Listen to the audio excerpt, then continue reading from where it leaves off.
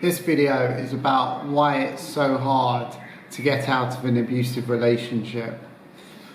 I was in an abusive relationship for almost 2 years, and it was only once the relationship had ended that I realised that it was in fact abusive.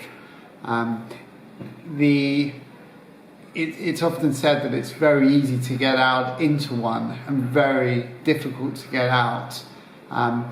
The reason for that is that the abuser, to start with, the abuser never shows they're abusive. It's always 6 months, 3 months, or a year into the relationship that abusiveness starts to come out, once they feel that they have you, once they know that they're more safe and that they've basically almost conditioned you to stay in that relationship through all of their abusive ways, and they slowly increase that abuse over time, to the point where, for me, for the last 6 months, the abuse was daily and across really 30 different types of abuse that I suffered.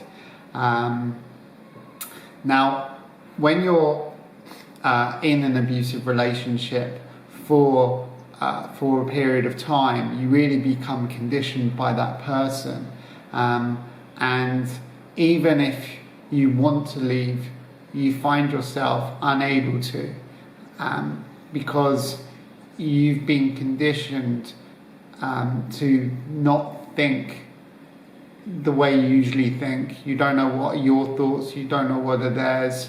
You also feel very powerless. They take all the control. You feel isolated because they've isolated you. Their love-hate relationship that they have with you, where 1 minute they're giving you lots of love and the next minute they're angry, they're upset, they're blaming you, they're making you feel ashamed and guilty. It basically keeps you in this cycle where your attention and focus is basically on them and keeping them happy, because you're told all the time that you're the problem and you're the one at fault. And then there is other sides of the abuse which I suffered, which was where she would say that how did I survive without her? So removing that confidence level, removing that sense of individuality, and basically making you feel that you can't do anything on your own. Although all of this sounds crazy, and it's mad to think that this is how I eventually thought. When you're with someone who's abusive for such a period of time, all of these comments, all of this abuse, all adds up and basically makes it so difficult. So I put together a list of 10 things that really defines how I found it so difficult, so impossible to end the relationship with my abuser. And I hope this will give strength to a lot of men out there who are also feeling that they're suffering at the hands of their abuser. Maybe they don't know that it's abusive. Maybe they're looking for these videos or at videos and they've stumbled across this. You've stumbled across this. But this will help you to understand why it's so difficult, and to give you strength and power to know that you can leave. And it really, it basically is like you're under a spell. So this can really break that spell and make you really see what's going on. So number one, it's fear about the future. So for me, I always had the fear that, will I get anyone better? Will I find anyone better? Will I find someone else? This basically comes from my own insecurities but also from her as well. She would say to me things like all of her exes, when they broke up, they didn't realise how good they had it with her, and they begged her to come back, and she said no, and that she never gets back with her ex-boyfriend. She never does breaks. Once it's over, it's finished, and they all regretted their decision. And the mothers of the ex-boyfriends used to come and say, "Oh, I wish my son had married you and not them." So really creating this sort of fear that, you know, maybe it's not the right decision to break up.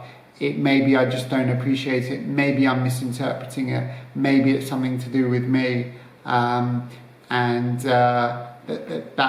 sort of fear really was very strong with me.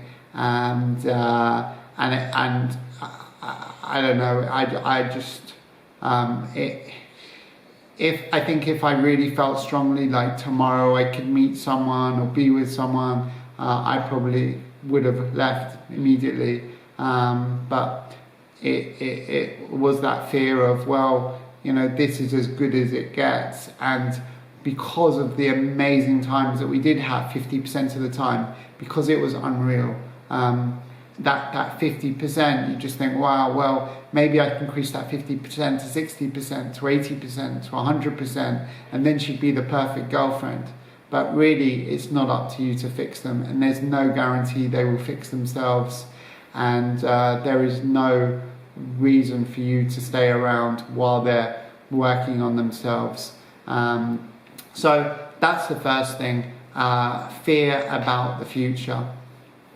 The second thing is fear about them. So I really, at the end of the relationship, I was terrified of her. I was scared of her. I didn't know how she was going to react, how she was going to be, what she was going to say, how angry she was going to get. I think the fear also came from how she spoke to me, making me feel really small, making me feel like I was a terrible person, I'd done something wrong. The fear was also physical or behavioural. Whenever she played fight, she always tried to be more physical, be more aggressive, just to show that she was boss, I guess. She used to pretend to strangle me and say, if I do this now, no one will ever know. She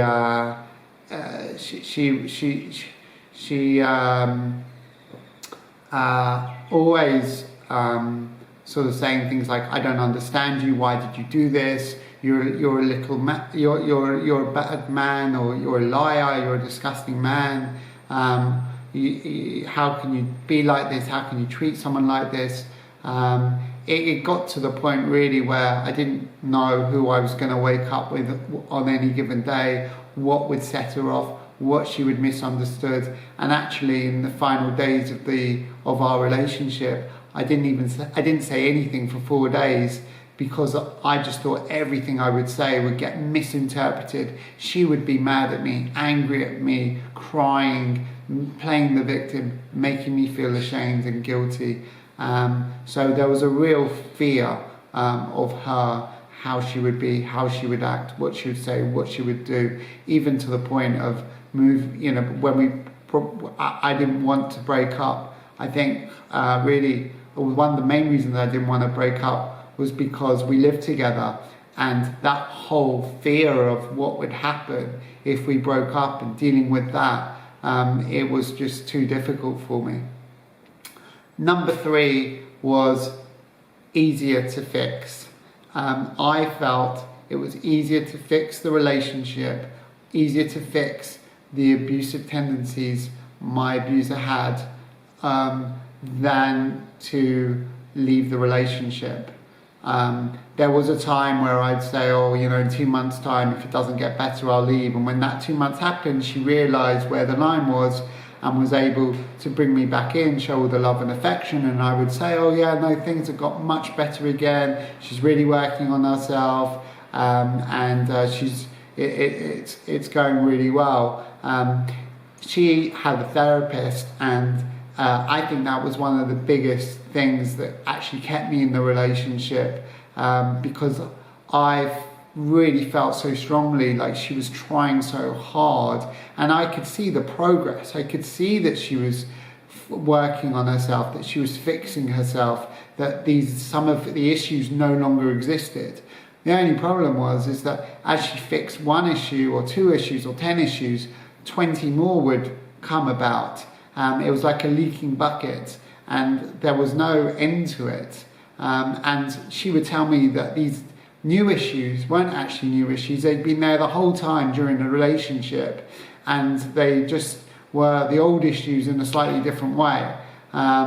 So the issues would never end, the problems would never end. And for me, I was so scared of breaking up with her, it was easier to try and fix it and be patient, and to basically trust her therapist that she, and the method of whatever she was doing, that she would eventually fix herself. And I kind of was, almost joking to myself that, I put up with so much pain and trauma and suffering in that relationship that it would be awful that we would break up and she would be healed or fixed, and the next guy would get the perfect girlfriend that I'd always dreamed of, and I got the abusive side.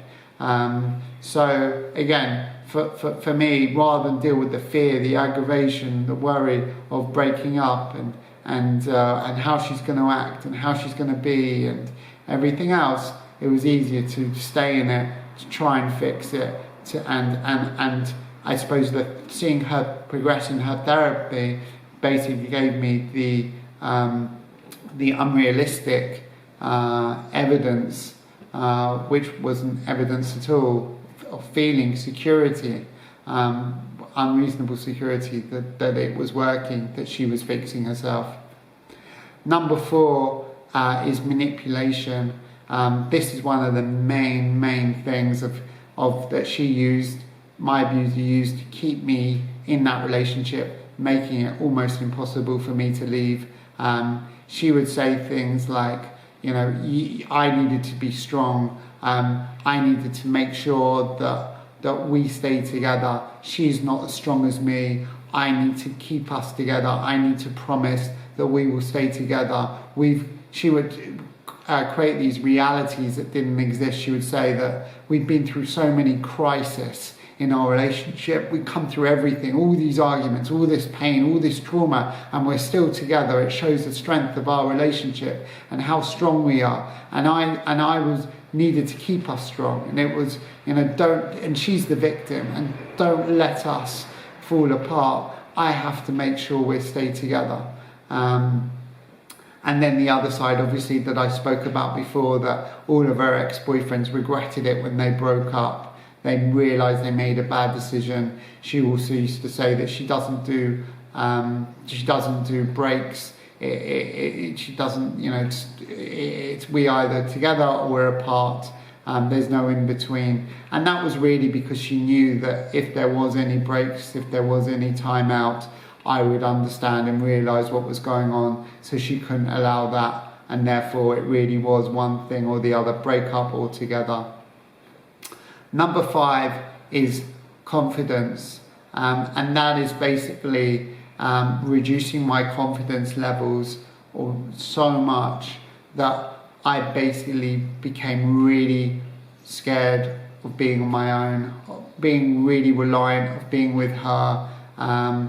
And that is done through a number of ways, from isolation, stopping you from seeing your friends, basically making them your whole life, so you now don't have confidence to meet new people, to talk to new people, to have your own life, to have your own friends.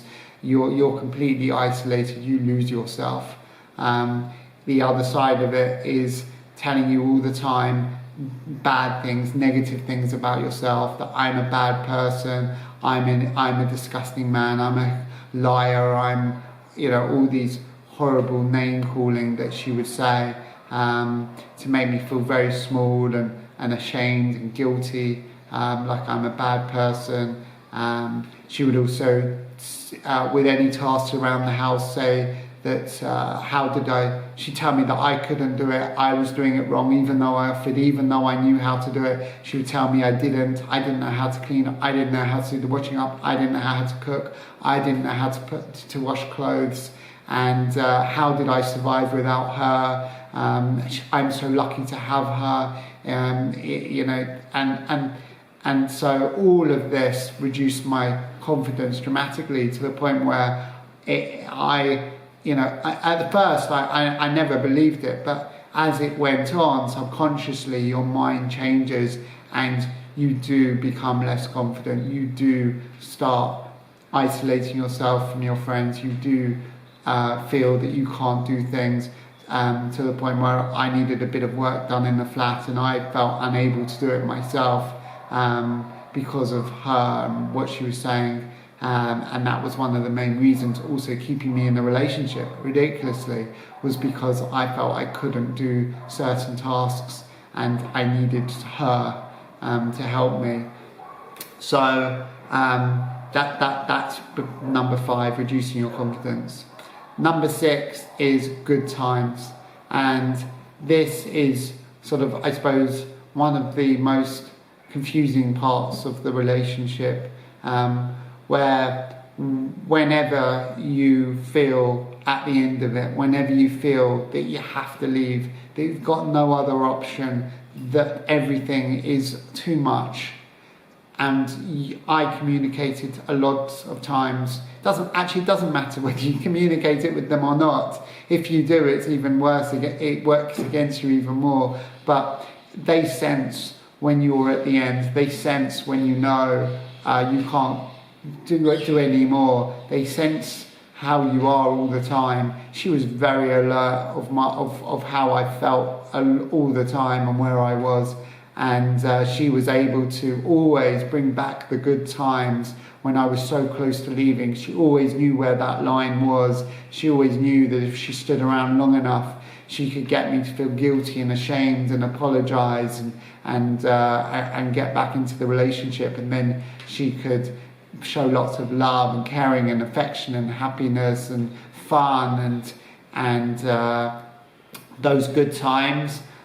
They were unrealistic, they were too good, and it really kept me in that relationship because it made me feel, well, the good times are so good, they're so great, and she's such a great person. She doesn't mean to be like this, the negative side. She's such a great person and she deserves much better and of herself and of life, and she's a victim and I need to help her, I need to support her, I need to be with her and help her get through this, because she, I've seen the good times and I know how amazing she is. And so those good times really keep you stuck in an abusive relationship. Number 7 is being trapped. So one of the main one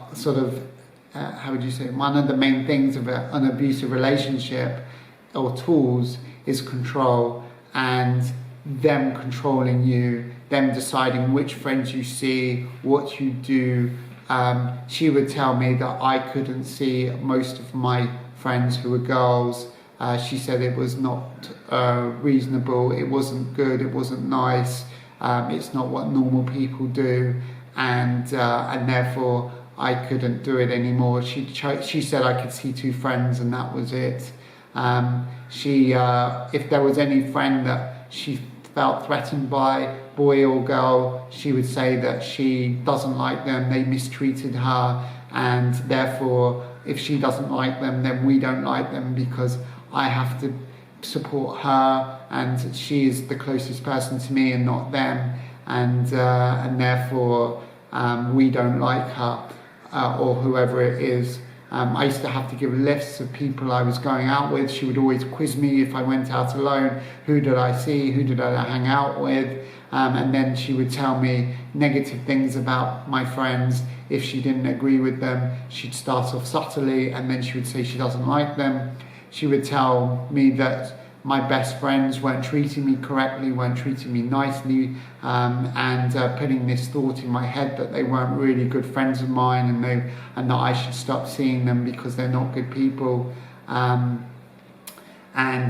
She would even say, the list goes on. Whenever I wanted to go out and play football or go out and do things on my own, she would say that she would start an argument with me over nothing, to keep me in the flat, to keep me from leaving, and then tell me that that if I really loved her and I wanted to, I couldn't leave until I fixed it, until I worked on all of this.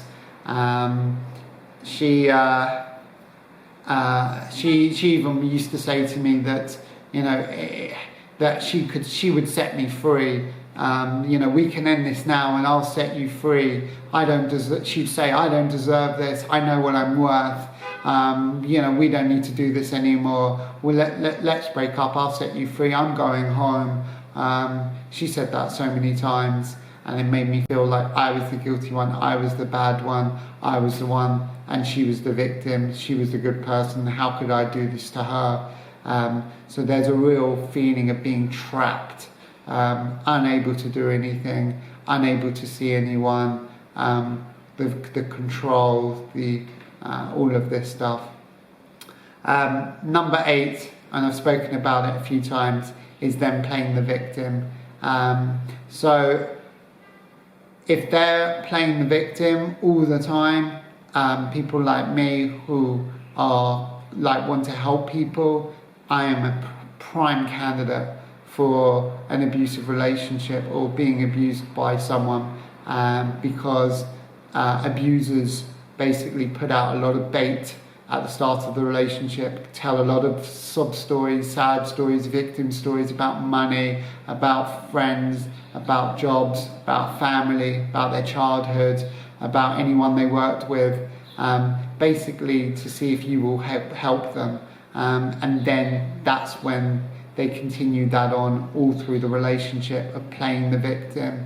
And then eventually it comes to you did something to them and they're the victim, and she used to say, don't touch me, don't come near me, I can't believe you treated me like this, I can't believe you said something like this, I've never been treated like this before, I feel so embarrassed, how can you act like this, you're a disgusting person, you want to help them all the time. You want to excuse yourself. You want to, regardless of who the cause of it was, whether it was me, her family, her friends, her work, I always wanted to help her and keep her happy, because obviously a happy girlfriend was the most amazing thing, and the sad, angry, upset girlfriend was awful, and the abuse. So always used to tell her they always say that it's not their fault, that they're not responsible for this, and how could someone do this or be this or act like this to them. Number 9 is shame and guilt. I never understood what shame was before I was in this relationship. I genuinely had no idea, and actually only when I was given a book halfway through the relationship about shame and guilt did I start understanding that guilt is when you feel you've done something wrong, and shame is when you feel you're a bad person. And the number of times that she would say, I had done things wrong, how could I treat her like this? And all these other things I've already spoken about throughout this video, I felt so much intense shame that I was a bad person, I was a bad human being, and I used to even hit myself, I used to cry, I didn't know how to deal with it. It was like someone pulling my teeth. It was just, I just didn't know how to control my thoughts, emotions, and I just always feel so down, so low, and just always felt like everything I was doing was wrong and that I was a bad person. And that really kept me in that relationship, because I felt it was all my fault, and therefore it wasn't her that was the problem, it was me. I needed to work on myself because it was me that was the problem, and therefore it was nothing to do with her. So the relationship was good, it was me that was the problem. Number 10 is being cut off. So the main thing with an abuser is isolation, cutting you off from your family, cutting you off from your friends. She made it very clear that I couldn't talk to my family about the relationship because they would hate her, and if they hate her, then there's no basis for the relationship to continue, because that's not how you have a relationship where family members hate the person that you're married to. So it was very important to her that I couldn't talk about the relationship. You used to quiz me all the time about what I spoke about, make it very clear what I could speak about with my friends, with my family. She even used to write things down as to what I needed to say to my family to make sure I didn't say anything I shouldn't. It was all around this idea of secrecy, so no one would know what's going on. I even lived with roommates during this relationship for some of it. They had no idea what was going on because everything was done quietly, secretly, behind closed doors, in cars, at the park, all in private, so no one would ever know. And the isolation from the friends, from the family, meant there was no support system at all. So even when I went to see a therapist, she basically wanted to quiz me about what I was saying, what I was doing, what the therapist said, and it got to the point where I would be coming back feeling very negative about the relationship, and she would say to me, look, Nick, if we're to continue and really give this a go, this relationship, and really try and fix these issues, you need to stop going to your therapist, because it's just being a negative influence for you, and you're just going into a very negative place in terms of the relationship. So if you want the relationship to work, if you really want it to work, you need to stop seeing that therapist. And so that's what I did. So I had no support system at all. I had no one to talk to, no one to go to. And even when I picked up the phone and called my family, I really didn't tell them much of anything, because I was terrified that she would find out. I'm a very honest person, and she would just quiz me so much that I knew I would just tell her what I would say, and so I didn't even want to go there. So as you can see, it is so difficult to get out of an abusive relationship. You have so much fear, there's so much manipulation, there's so much going on behind the scenes, the shame, the guilt, having low confidence, all of the good times that keep you in it, and then the fear about the future, about them. It really is so difficult to get out of it. You feel so isolated, so trapped, and if you're like me at the time, I had no idea I was even in an abusive relationship. I just had no idea what this was, what I was going through, and I felt it was all my fault as well. It wasn't the relationship, it wasn't her, she was working on her issues. So it's so difficult to get out of an abusive relationship. It's not just physical, where someone hits you and why are you still with them, because they're hitting you and you've got the bruises. With emotional and psychological abuse, there's no bruises, there's no one to show anyone, there's nothing for people to see. They just say, oh well, Nick's not hanging out with us anymore, he's too loved up with his girlfriend.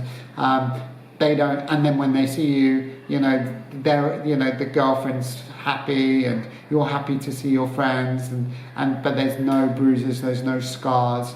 It's so difficult, and again, the abuser doesn't want anything to be seen in public, so everything is fantastic in public. So that's why it was so difficult. And for me, at the end of it, I just knew that she had to break up with me. That was the only way I was going to get out, was her to break up with me. Otherwise it was easier to try and fix a relationship than break up. I couldn't do it, I just couldn't do it. So if you relate to a lot of these things and you identify a lot of these characteristics with yourself and you weren't aware of what was going on in the same way I wasn't aware, you may find yourself being in an abusive relationship. I have a lot of other videos where you can see more of the signs of that abuse. You can hear my story, you can see if more of that relates to you. And I really hope that this video gives you strength and the confidence to identify all of these issues and identify it as abuse. Identify that this is not a loving relationship.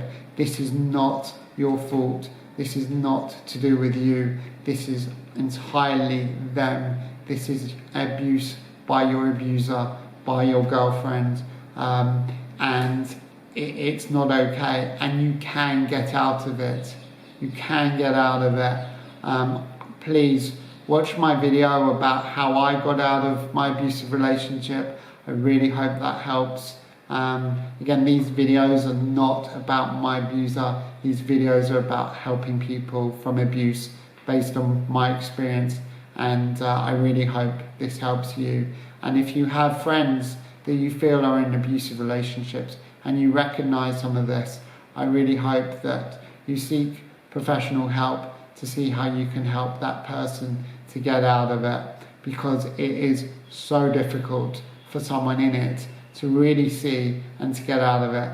I often felt that I was under a spell, and actually on the day that we broke up I could see everything with such clarity, and it was like the spell had been lifted. And that's basically what it is. It's like you've been drugged, like you were in a spell. You just have no idea what's going on. That's why it's so impossible to get out of an abusive relationship. Thank you.